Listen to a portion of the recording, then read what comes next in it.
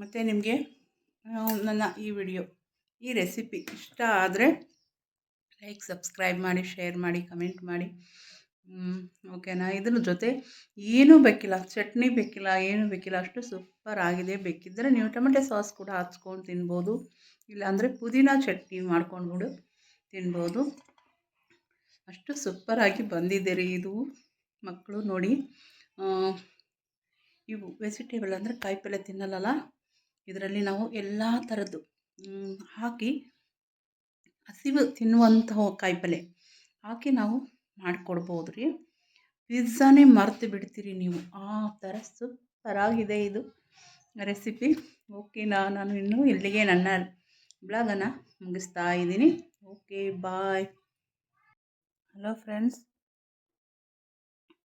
ನಾನು ಇವತ್ತು ನಿಮಗೆ ಹೊಸ ಥರದ ದೋಸೆ ಮಾಡಿ ತೋರಿಸ್ತಾ ಇದ್ದೀನಿ. ನೋಡಿ, ಒಂದು ಬಟ್ಲು ನಾನು ಹುಗ್ಗಿ ಹಿಟ್ಟು ಅಂದರೆ ಕಡಲೆ ಹಿಟ್ಟು ತೊಗೊಂಡಿದ್ದೀನಿ. ಹುಗ್ಗಿ ಮಾಡ್ತೀವಲ್ಲ ಅದೇ ಹಿಟ್ಟು, ಮತ್ತು ಸ್ವಲ್ಪ ಅರಿಶಿಣ ಪುಡಿ, ಸ್ವಲ್ಪ 2 ಸ್ಪೂನು ಕಾರ್ನ್ ಪೌಡ್ರ್ ಹಾಕ್ತಾಯಿದ್ದೀನಿ. ನಿಮ್ಮಲ್ಲಿ ಅಕ್ಕಿ ಹಿಟ್ಟಿದ್ರೆ ಕೂಡ ಹಾಕ್ಬೋದು. ಎಲ್ಲನೂ ಮಿಕ್ಸ್ ಮಾಡಿ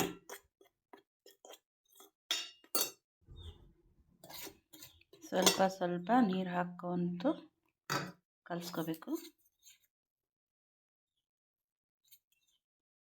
ದೋಸೆ ಹಿಟ್ಟಿನ ಥರನೇ ನಾವು ಕಲಿಸ್ಕೋಬೇಕು ಇದನ್ನು.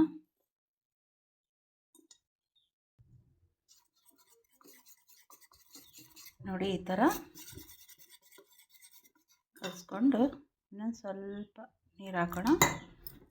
ನೋಡಿ, ಈ ಥರ ಇರಬೇಕು. ಪೂರಾ ತೆಳು ಕೂಡ ಇರಬಾರ್ದು. ನೀಟಾಗಿ ಎಲ್ಲ ಕಲಿಸ್ಕೊಂಡು ಆಮೇಲೆ ತೋರಿಸ್ತೀನಿ ನಿಮಗೆ ಏನು ಹಾಕಬೇಕು ಇದರೊಳಗೆ ಅಂತ.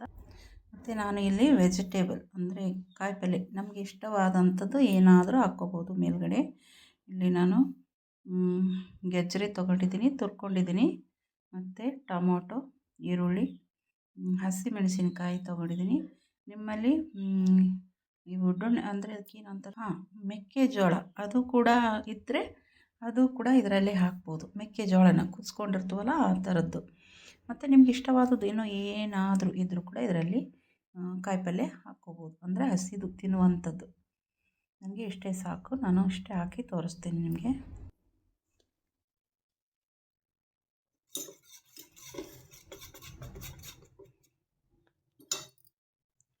ಇಟ್ಟು ಸಾಕು, ಇಷ್ಟೇ ಕರೆಕ್ಟಾಗಿದೆ ಈಗ. ಓಕೆ ಫ್ರೆಂಡ್ಸ್, ನೋಡಿ, ಈ ಬ್ಯಾಟರನ್ನು ಅಂದರೆ ಕಲಸಿಟ್ಕೊಂಡಿದ್ವಲ್ಲ ಇದನ್ನು ಈಗ ನಿಮಗೆ ಹಂಚಲ್ಲಿ ಹಾಕಿ ತೋರಿಸ್ತಾ ಇದ್ದೀನಿ. ನೋಡಿ,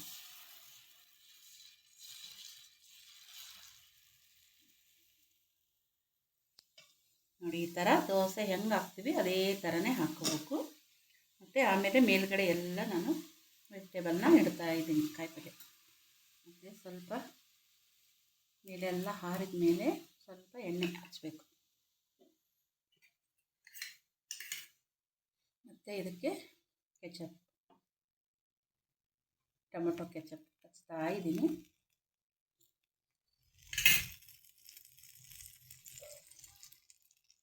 ಸ್ವಲ್ಪ ಕ್ಯಾರೆಟ್, ಸ್ವಲ್ಪ ಟೊಮೊಟೊ,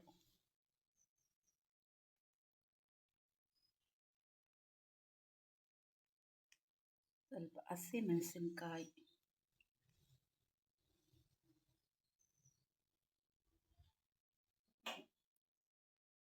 ಸ್ವಲ್ಪ ಈರುಳ್ಳಿ ಹಾಕ್ಬಿಟ್ಟು ಸ್ವಲ್ಪ ಇಲ್ಲಿ ಅಮೂಲ್ ಚೀಸ್ ಅಂತ ತೊಗೊಂಡಿದ್ದೀನಿ, ಸ್ವಲ್ಪ ಅದು ಕೂಡ ಹಾಕ್ತೀನಿ ಮೇಲ್ಗಡೆ.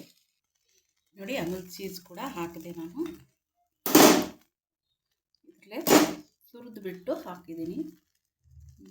ಮತ್ತು ಈಗ ಸ್ವಲ್ಪ ಮುಚ್ಚಿಡ್ತಾ ಇದ್ದೀನಿ. ನೋಡೋಣ ಈಗ.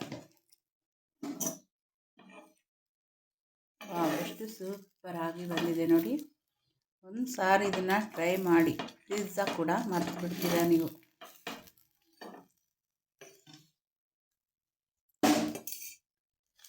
ಒಂದು ಸಾರಿ ಈ ಥರ ಟ್ರೈ ಮಾಡಿ ನೋಡಿ, ನೀವು ಪಿಜ್ಜಾ ಕೂಡ ಮರೆತು ಬಿಡ್ತೀರ, ಅಷ್ಟು ಸೂಪರಾಗಿರುತ್ತೆ ಇದು. ಮತ್ತು ನೀವು ಬೇಕಿದ್ದರೆ ಈ ಥರ ಕೂಡ ಮಾಡ್ಕೋಬಹುದು.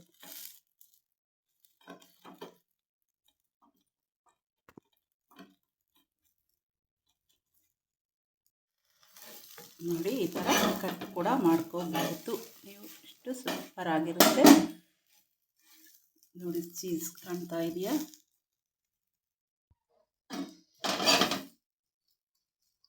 ಮಕ್ಕಳಿಗಂತೂ ತುಂಬಾ ಇಷ್ಟ ಆಗುತ್ತೆ ನೋಡಿ. ಈ ಥರ ಮಾಡಿಕೊಡಿ ಒಂದು ಸಾರಿ, ಬೇಗನೆ ಮಾಡ್ಬೋದು. ಹಾಗೆ ಇರ್ತದೆಲ್ಲ.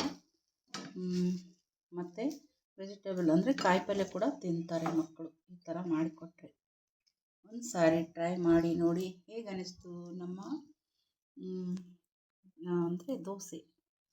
ಇದನ್ನು ನೀವು ಬೇಸನ್ ಪಿಜ್ಜಾ ಅನ್ಬೋದು ನೋಡಿ.